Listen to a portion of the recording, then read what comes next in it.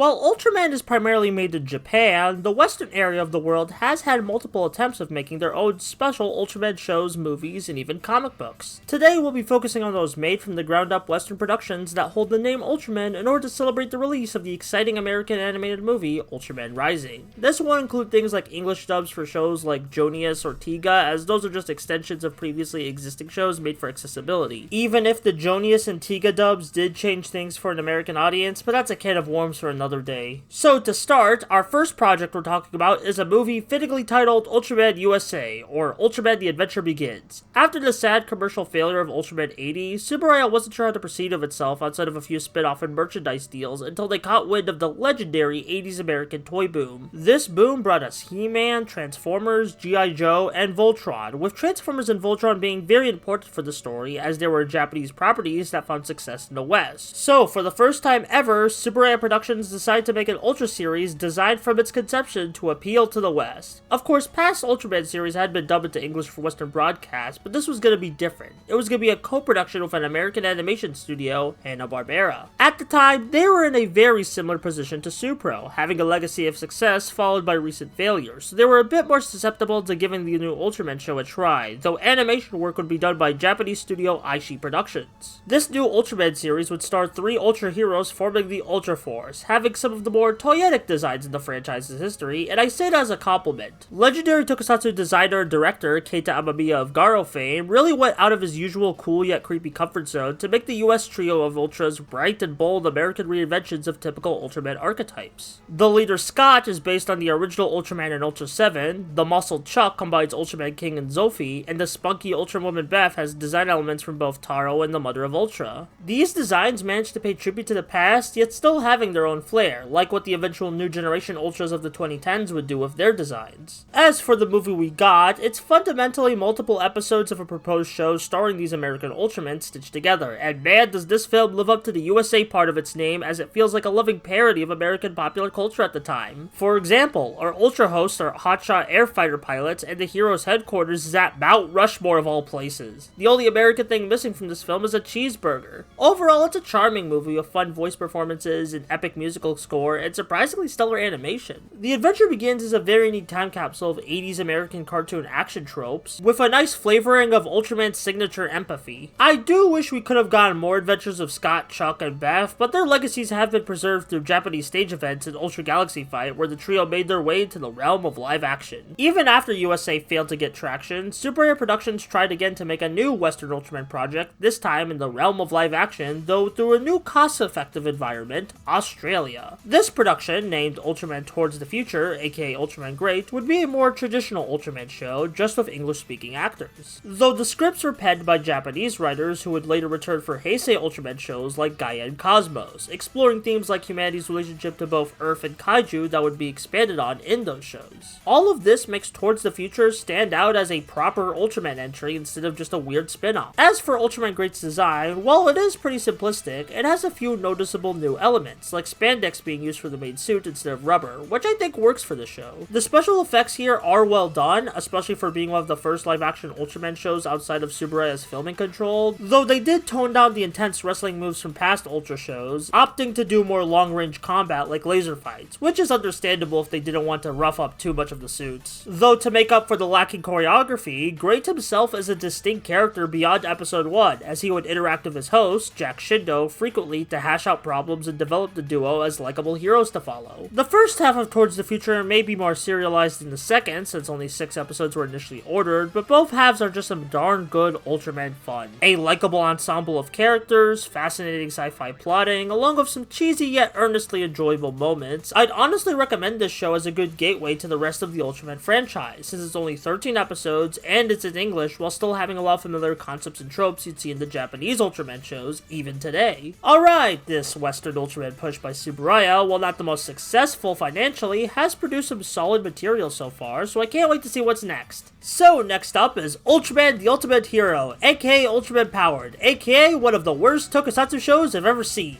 So Super Rare Productions decided to give a lot of money to an unknown upcoming film studio in America named Major Havoc Studios, who proceeded to mismanage and fart out this lovely show. Production on set was infamously a mess, and it shows in the final show. There's a very low, almost cynical energy to the actress's performance here. The suits were infamously terrible to work with, giving us some truly sleep-inducing fights of how slow they are. The compositing, sound design, and special effects here are especially bad, which is not good for a tokusatsu show, as tokusatsu literally translates to special effects. There's little soulful ambition or heart to this production. It's just a boring slog. It's admittedly cool to see Kane Kosugi of Kakuranger fame in the protagonist role, but that's all of note this series has going for me. Otherwise, Ultraman the Ultimate Hero is nearing insulting levels of comically bad, and scared off Tsuburaya from trying to appeal to the West for a couple decades. But if you choose to experience this shit for yourself, it's at least only 13 episodes. Also, fun fact about Power, despite being produced in America, it was never aired on America TV, which just adds to the whole shit show. But that whole mess was 1995. Let's time skip all the way back to 2019, where Tsuburaya Productions has decided to do a big international push to kick off their Reiwa era. This led to stuff like releasing nearly every Ultraman show on Blu-ray and free streaming, simulcasting the current show with various subtitles and later dubs on YouTube, and the subject of this segment, partnering with Marvel Comics of all people to make Ultraman comic books. These comics are written by Kyle Higgins and Matt Groom, with Kyle specifically having written some decent Power Rangers comics in the past and is currently writing Radiant Black, which is a great indie comic to check out. Sadly, I thought these Ultraman comics were just kinda there. They are not bad, nor bad adaptations. In fact, they have some pretty expressive and appealing artwork. I just thought this reimagining of Showa Ultraman felt plain, even with some drastic character changes, like our protagonist Shin Hayata being more cocky than in the original show. Even with some changes from the source material, the overall comics feel like generic superhero antics with little of the unique science fiction or empathetic edges that I appreciate the Ultra series for. These Ultraman comics are continuing with an Avengers crossover coming soon, so I'm glad to see they are doing somewhat well with the comic book reading audience, but for me, they were just a nothing burger of a read. Even though I didn't get much out of this comic, it still speaks volumes to Tsuburaya Productions' current commitment to a westward expansion that this comic series even exists at all, and even that's still continuing past the initial miniseries. Hell, even if the past attempts at westward expansion weren't the biggest success in the world, they're still remembered by Tsuburaya through re-releases of the shows, merchandise, and Japanese stage show appearances. It's really cool to see Tsuburaya care that much about their legacy, even the parts that might be a bit shakier. I really do hope Ultraman Rising does well both commercially and critically, not just so I can see more creative takes on Ultraman from people all over the world, but to put a nice full circle bow on this fascinating subsection of the Ultra series. I mean, we will have started this video with an American animated co-production, and now we're ending by talking about an upcoming American animated co-production. Anyway, thanks for watching, and special thanks to the Ultra Blog DX for providing a lot of neat information for this video. It's a fantastic website that provides a lot of interesting tidbits of what goes into making our favorite Ultraman shows.